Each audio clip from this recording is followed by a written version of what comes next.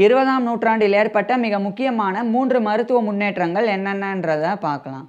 Number 1 insulin discovery. 1921ஆம் ஆண்டு Frederick Banting, Charles Best, John Macleod, James Collip இந்த 4 விஞ்ஞானிகள்னால insulin கண்டறியப்பட்டது. இது டயபெட்டிஸ் மேனேஜ்மெண்ட்ல ஏற்பட்ட ஒரு ரெவல்யூஷனா இருந்தது. ஏன்னா இதுக்கு முன்னாடி வரைக்கும் டைப் 1 டயபெட்டிஸ்னால பாதிக்கப்பட்டவங்க குறுகிய காலம் மட்டுமே உயிர் வாழ்ந்தாங்க. ஏன்னா டைப் 1 டயபெட்டிஸ்னால பாதிக்கப்பட்டவங்களுடைய உடல்ல இன்சுலின் இயற்கையா சுரக்காது.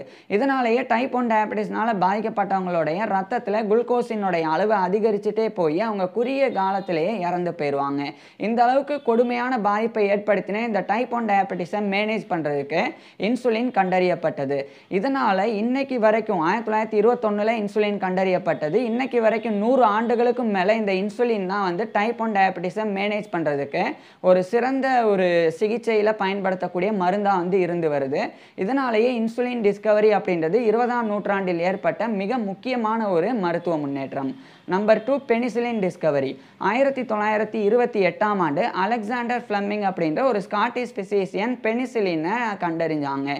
இந்த பெனிசிலின் கண்டறியப்படுறதுக்கு முன்னாடி வரைக்கும் பாக்டீரியல் இன்ஃபெக்ஷன்ஸ்னால பாதிக்கப்பட்ட எண்ணில் அடங்காத மனிதர்கள் இறந்து போயிட்டு இருந்தாங்க. குறிப்பாக சின்ன சின்ன பாக்டீரியல் இன்ஃபெக்ஷன்ஸ்னால பாதிக்கப்பட்டவங்க கூட அதிகமாக வந்து இறந்து போனாங்க.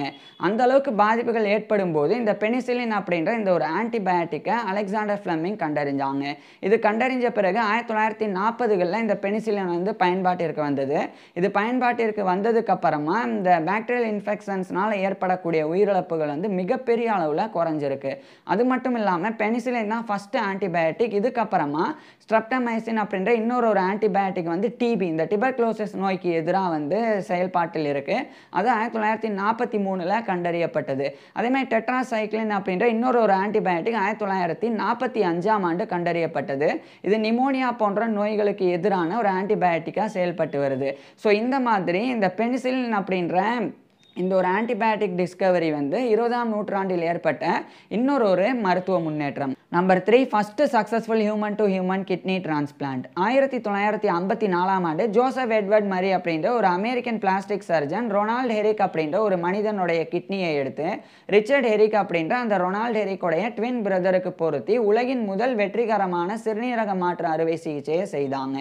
இது வந்து இன்ஃபேக்ட் சொல்ல போனால் உலகின் முதல் வெற்றிகரமான உறுப்பு மாற்று அறுவை சிகிச்சை அப்படின்னு கூட சொல்லலாம். ஏன்னா இதுக்கு முன்னாடி வரைக்கும் ஒரு மனிதனுடைய உடல் உறுப்பை எடுத்து இன்னொரு மனிதனுக்கு வெற்றிகரமாக பொருத்தி இன்னொரு மனிதனை வந்து காப்பாற்றினதே கிடையாது. அது 1954 டிசம்பர் 23 அன்னைக்கு ஜோசப் எட்வர்ட் மரி அப்படின்ற அந்த அமெரிக்கன் பிளாஸ்டிக் சர்ஜனால சாத்தியமானது. இதுக்கப்புறம் தான் உறுப்பு மாற்று அறுவை சிகிச்சை அப்படின்றது சாத்தியமான ஒன்று தான் அப்படின்னு சொல்லி கிட்னி மாதிரியே அதுக்கப்புறமா வந்து லிவர் டிரான்ஸ்பிளான்ட், ஹார்ட் டிரான்ஸ்பிளான்ட் அப்படின்னு அடுத்தடுத்து பல முன்னேற்றங்களானது இந்த ஆர்கான் டிரான்ஸ்பிளான்ட் அப்படின்ற இந்த ஒரு மருத்துவத்துறையில் ஏற்பட்டது. ஸோ அதுக்கு அடித்தளமிட்டது வந்து ஜோசப் எட்வர்ட் மரியினுடைய first successful human to human kidney transplant தான்.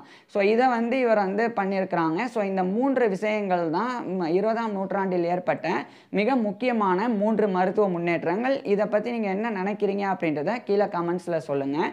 அதே மாதிரி ஒட்டுமொத்தமாக 20ஆம் நூற்றாண்டில் ஏற்பட்ட மருத்துவ முன்னேற்றங்கள் பற்றி நான் ஏற்கனவே பேசியிருக்கேன். அந்த ஒரு வீடியோ பார்க்குறதுக்கு கீழே டிஸ்கிரிப்ஷனில் லிங்க் கொடுத்துருக்குறேன். இல்லைனா டிஸ்பிளேவை டச் பண்ணுங்கள், நேராக அந்த வீடியோக்கே போயிடலாம். தேங்க்யூ.